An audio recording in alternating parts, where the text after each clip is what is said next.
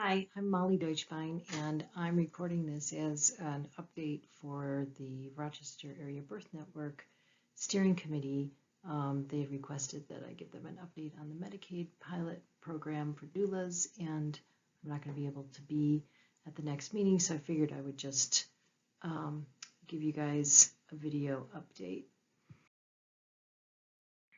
So to frame the Medicaid program, Governor Cuomo announced it a year ago as part of trying to address maternal mortality among Black women, who are 4 times more likely to die in childbirth. So that is the frame to keep around this program. Is supposedly the goal for it is to decrease maternal mortality for the Black women in our communities. The pilot program is part of this comprehensive program that Cuomo developed with a large group of maternal health experts, one of whom is a Black OBGYN. The idea is that because doulas have been shown to increase positive health outcomes during birth, that by having a doula in the room, we can reduce these maternal mortality. Here's the issue. I always frame doula work not as a way to make a lot of money, because clearly that's not something that's going to happen, but because it's women's work and because we want women in the communities that these Black women are coming from, we need to be sure that this work is going to support the women who are doing it. So if you're already working 1 or 2 jobs, the time that you're taking to support women as a doula needs to pay for itself, because that's time that you're not taking care of family members. It's not time that you're taking care of your own kids. It's time that you're not cleaning your house, whatever it is. So it's important that doula work is viable over the long term. And what I demonstrated in my talk that I gave, and there's a video on my website if you guys wanted to look at it, at Spirit Organic, you do the first drop-down menu, go to doula education. Same place where I'm going to put this, as a matter of fact. There, you'll see there's the doula economics one and this one. I demonstrate using real numbers what doulas need to make. And the reason why it's important for doulas to make money is you need experienced doulas to mentor the new doulas. So you can't have like 5 experienced doulas in a community. You have to have lots of them so that there are plenty of them to help bring the new doulas up to speed. The doulas need to know that their families are being well cared for at home. And like I said before, we want doulas from the birthing person's community. And we want them to be well resourced. And having enough money is one way that a person feels well resourced. So the reimbursement rates for the pilot are $30 for each prenatal care visit, and there can be 4, $360 for labor and delivery, and then $30 for postpartum. So the total, if one doula does all of those, is $600. And the rationale was that they wanted to have this aligned with, in other words, the doula makes a fraction of what physicians, nurse practitioners, and midwives make, which, okay, based on training, more than makes sense, except that the doula is with the client providing continuity of care the entire time that the woman asks her to be there. So that could be for an entire labor.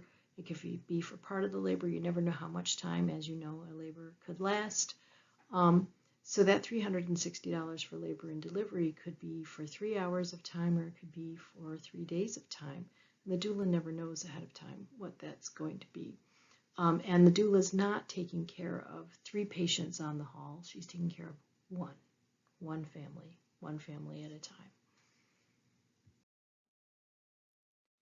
These are the requirements if you want to pause this and take a look.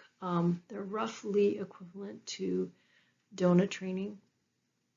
There are a couple of additional things to the regular DONA training. There is the HIPAA training and the cultural competency training that they have to have. there's some debate right now. There's a DONA doula downstate who insists that if you are a certified DONA doula, that she's been told that you satisfy all of these requirements. However, that's not true. A traditional DONA training does not have HIPAA client confidentiality training or cultural competency training. So there's some confusion about whether some people don't have to do all of this training or not. Then the statewide calls that I've been a part of, this is one of the biggest confusions, is how to satisfy these requirements. And because it's a Medicaid program, no one wants to get caught committing Medicaid fraud by not having done these requirements properly. So as of right now, these are the requirements. So the idea of the program was to reduce Black maternal mortalities, and that's the question, is that going to do that? Having another person in the room, the least trained person in the room who's getting a very, very low rate of compensation, that's a big job to give the doula. She's the one who's going to keep mommy alive when we have doctors and nurses and some of the most technical, amazing equipment in the world, and somehow that's not enough to keep her alive. I hope doulas aren't setting themselves up for failure. And the reason why I worry about this is Serena Williams' story. She is, as you know, black tennis player, knows her body really well. After she had that adorable little baby, she had blood clots, and the staff wasn't listening to her as she was telling them, hey, I've got that feeling in my body again that I've got blood clots. And those clots could potentially have given her a stroke or a pulmonary embolism, and that could have killed her. And they wouldn't listen to her. The reason why I bring up her as an example is everybody is like, well, you know, someone could catch Serena's situation. Well, not really, because most doulas are gone after the baby is born. Usually we have left 2 hours after the birth, and the doula doesn't keep going back to the hospital. The doula then resumes her support either over the phone or after the mother gets back home, because we're not supposed to be taking the place of medical care. Doulas are education and support, not medical providers. So we're not going to spot medical problems better than the medical providers would. So how is the pilot program going? Well, there's a problem. There aren't enough doulas in Brooklyn signed up to run the trial. There are still fewer than 10. Somewhere there's a registry where you can watch that people are signing up. I'm going to come back to these numbers in a minute. In Erie County, there is a woman named Shannon, and she is single-handedly making the program work in Erie. She actually ran 2 special DONA trainings that would address all of those items on that list, so that she could get her client or her doulas to 2 births and have them satisfy all the other requirements in time to start delivering services on March 1st. So the pilot is running in Erie County. I believe her group is using the model of group pre- and postnatal visits. So she has a space, it's like an agency, and everyone comes, all the mommies and their partners go to her space. They do them in groups, and that's one way of making this affordable. So let's look at Brooklyn. Brooklyn is where the other pilot program was supposed to go. They could not find 10 doulas to sign up to deliver services and to deliver services in Brooklyn. And just to show you how many people there are in Brooklyn, in 2017 there were 2.69 million people living there. In 2016 there were 40,125 births, and according to an article that I found, there are about 500. There are at least 500 doulas in New York City. I don't know the exact amount, but they could not find 10 of them to participate in this program because cost of living. The monthly calls that I'm on for the New York Coalition for Doula Access. There's the money part, there's the confusion over how to satisfy the training requirements part, there is some trepidation about being a Medicaid provider and the amount of time it'll take to get reimbursed for being at a birth. There are also some concerns about the model of doula care and some bad practices that have already happened with other providers. So trying to make delivering care to Medicaid patients economically viable. And are these things that we want doulas to be forced to do so that they can actually make a living wage or make being away from their family cost effective? These are things that we're talking about once a month, and how can we support the idea of getting doulas out there to everyone without supporting a program that doesn't give the doulas enough support so that it's sustainable. And those are all the reasons why, even though I'm only an hour away from Erie County, I'm not participating, because there's no way I could make this economically viable for me. I just don't have the time to do it as a curiosity project.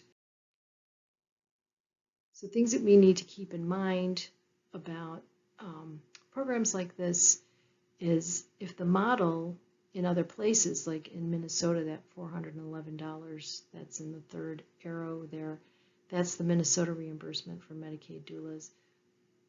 When workers accept less than it is possible to survive on, to do a particular job, then it falls to people who are willing to work for free as part of their training, or maybe they're doing mission work, or they consider this as a hobby. And doula work has traditionally been, as people call doulas. I mean, community people have been going to births for as long as births have been happening. But this whole new group of trained individuals called doulas, and yes, I'm a doula, but I consider myself someone who was attending women at birth long before that was a thing, being called a doula and having special certifying training and all these other things that go with it.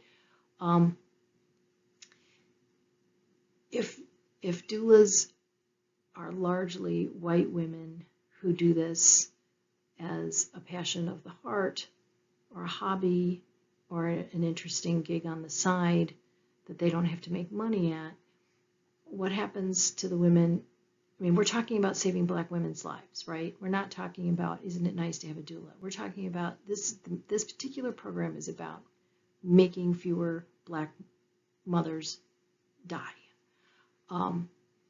How do we get to the heart of what's happening in this increased number of deaths, which is really about structural racism, if we don't pay doulas in the community enough for this to be, even if it's not their primary job, a way for them to spend their time and bring something back to their family that makes it possible to do this.